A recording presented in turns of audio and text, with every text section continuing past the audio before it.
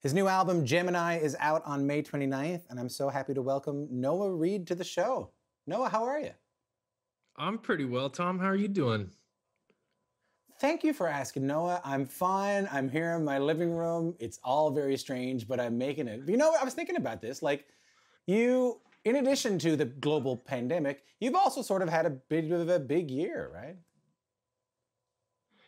Yeah, I mean it has been strange to have this sort of I don't know if I would call it an interruption, but it's definitely, it sort of feels that way, like everything got sort of put on pause. But there've been a lot of sort of wheels in motion this year for sure, and so in some sense, I guess it's nice to just sort of take a break and reflect on what all that means. And on the other hand, like I kind of just want to be, moving ahead and rolling along. So it's strange, but yeah, it's been a good time this year so far, COVID with notwithstanding.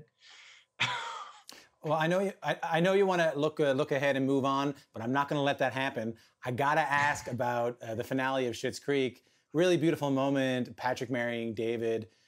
Before we get to like us seeing it, what was it like filming those last scenes? It had to be pretty emotional. It was very emotional. I don't know exactly what I expected, but it definitely sort of surprised me how we all responded to it very emotionally. And it felt like the finale itself was split up into a couple of shooting days. One was at the end of our sort of studio block where we shoot everything indoors. And that we shot the wedding at the end of that studio block. And that day, I've never been to a more emotional blocking of scenes. It was very hard for people to keep their emotions in check. There was so much sort of all these echoes of songs. The Jazzy Gals were singing these, choral arrangements of songs that had come up through the series, and then of course like the wedding ceremony itself, and we were all sort of saying goodbye at the same time. And then the last day of shooting was at the motel, and every cast member was in, and that made it really real that we all knew we were sort of actually saying goodbye to this show that had become such a meaningful part of our lives. And so that was I've never seen anybody as emotional as Dan Levy on that day, I don't think. Did you watch the finale, or did you say I can't do it and you hung out in the kitchen, making pizza while it was sort of on in the background? No, well, we had all these plans to. I think we had like events planned to do, these big finale screenings in New York and Toronto, and have these big theatrical events with all the cast and everything. And of course, that couldn't happen. So instead, we just had a Zoom meeting of where everybody watched it together, which was very bizarre. Watching everybody just try to navigate the mute button and react to things in slightly different times. It was really funny and strange, and that sort of brought the whole thing back, and the feeling that we couldn't really be together celebrating, but this was sort of what we had and what was available to us. And like everybody, we were just making those adjustments, and it was nice to be together in some sense. I did sort of, there was a part of me that just wanted to sequester and watch it by myself and quietly weep, but that wasn't really an option. So the group experience. So you did that later. That's right. Yeah. Yeah. It's Schitt's Creek is unlikely in a lot of different ways. Like, it's unlikely, and I know I might get fired for saying this, but it's unlikely that a Canadian show becomes a major success. It's unlikely that a CBC show becomes a worldwide, gangbuster success. And equally, it's unlikely that a character can come in late in the series like yours did and really sort of win over people. And I think that it's also unlikely that a moment can arrive the way it did. Like when you sang your cover of Simply the Best, the Tina Turner song, it wasn't just like a moment for the show, but it became sort of a moment for television. When did you know, and why? When did you know that had become such a big moment, and why do you think it was? Well, I don't really know. I think it happened quite gradually for me to sort of initially when that episode aired, and And Dan was sending me texts of the iTunes charts and where it was rising to, and I sort of didn't. I still didn't have any real concept of how it was impacting people, how many people it was impacting. And the release schedule of the show was such that, like, it was out on CBC and Pop in 1 month, and then 3 months later it was out on Netflix, where a lot of people were finding it again. So there were these sort of waves of people gradually finding the show, and as the American audience expanded, that came with another sort of wave. And so I think it's been a sort of a cumulative thing. But I don't know. I did have the sense on the day that something special was happening. I think it's pretty rare that in a TV show, in a scripted, half-hour comedy, there are these moments that really cut through the comedy in a kind of a nice way, and the setup of that narrative, and how David thinks it's going to be terrible and is he going to be embarrassed, and then it turns out to be this very heartwarming thing.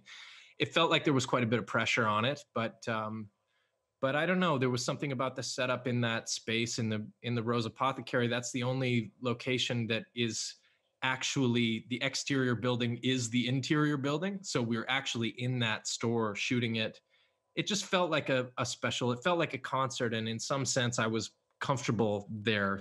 I had done that kind of thing before, even at open mics, and before I was touring and playing my own music. I had some, experience there, so I felt kind of at home in a way. But I couldn't have anticipated that it would become such an anthem of love for people, and particularly people in the LGBTQ community.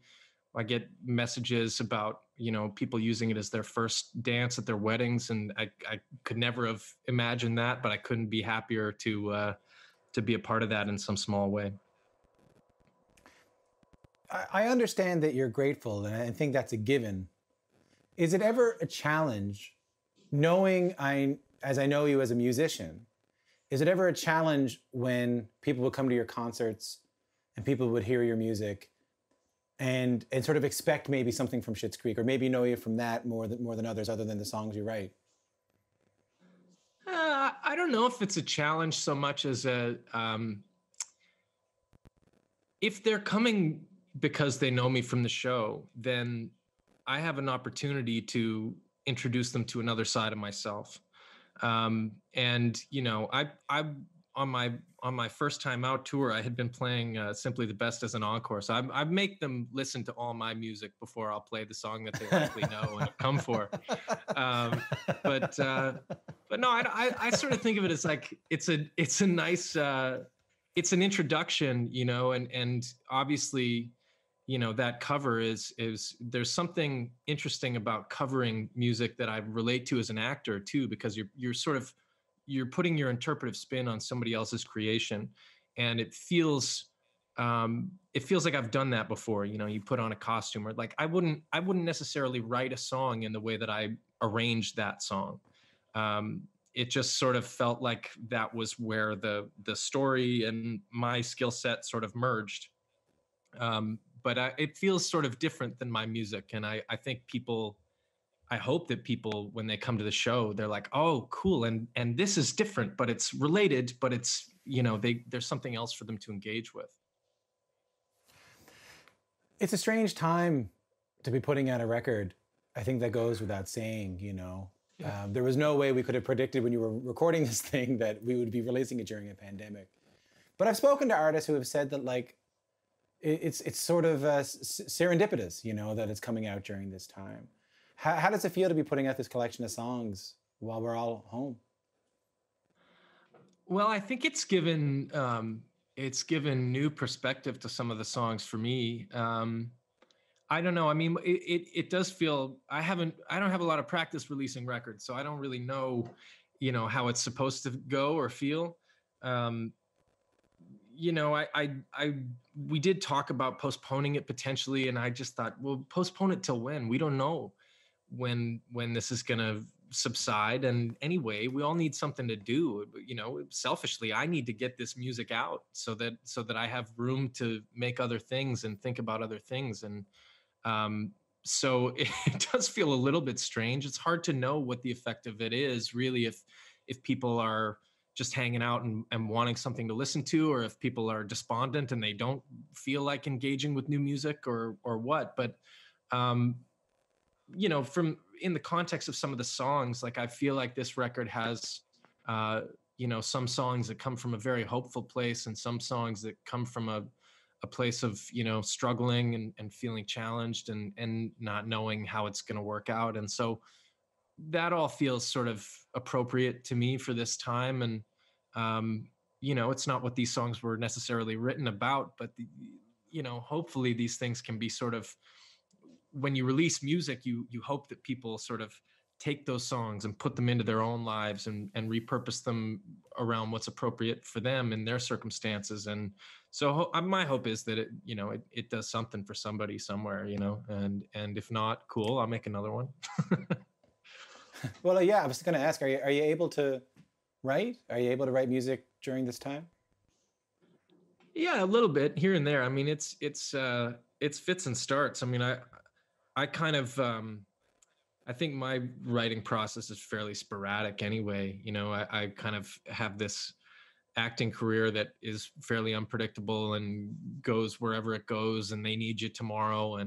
And so the songwriting has always been this sort of counterbalance to that, something that I can sort of do on my own terms and in my own time. And so it, you know, now feels like one of those times where like I have the option to do it if I can muster up any inspiration, or you know, if I feel like playing. I find I'm playing quite a bit, writing not as much, but a couple of songs, and it feels like it's a good time to be finishing off, you know, unfinished tunes that are sort of kicking around in the back of my head. And I don't know, it's you know, there's blessings and curses to this whole thing, and so a couple of songs have come out of it that I'm happy about. But I don't want to be releasing strictly COVID related material after all this. I think we're going to be kind of sick of it. You look so good in your mask, baby. Yeah, exactly. Yeah, I don't know. I do have not a whole lot. Yeah, not a whole lot rhymes with Purell. I did write one song that I'm calling it First World Problems During the Early Stages of the Global Pandemic. And I think that's sort of where I will leave the COVID related material. I'm excited you're going to play some music now, especially for folks who haven't heard your great music before. You're going to play Hold On. Can you set it up for us? Yeah, well, Hold On was a song that I wrote when I was in Los Angeles shooting a TV show. I had just moved into my Toronto apartment where I am right now with my partner, Claire, and we hadn't even unpacked yet, and I had to leave, like, you know, the next day kind of thing. And it was just challenging to be sort of away and isolated and feeling the pressures of a business that, you know, is quite demanding. I had been chasing this kind of job for a long time, and then it just didn't quite, something about it wasn't sitting well with me. I think I was really scared about losing, you know, a relationship that had just sort of started to roll and was feeling really good. And so it was written sort of in isolation. And you know, when this whole pandemic happened, I thought, well, actually, there's some similarities of, you know, the feeling of uncertainty, and that the notion of just trying to hold on and hang in there until, you know, until it feels better, and it feels different, and inevitably it will. Noah, nice to talk to you. Take care. Thanks very much, Tom.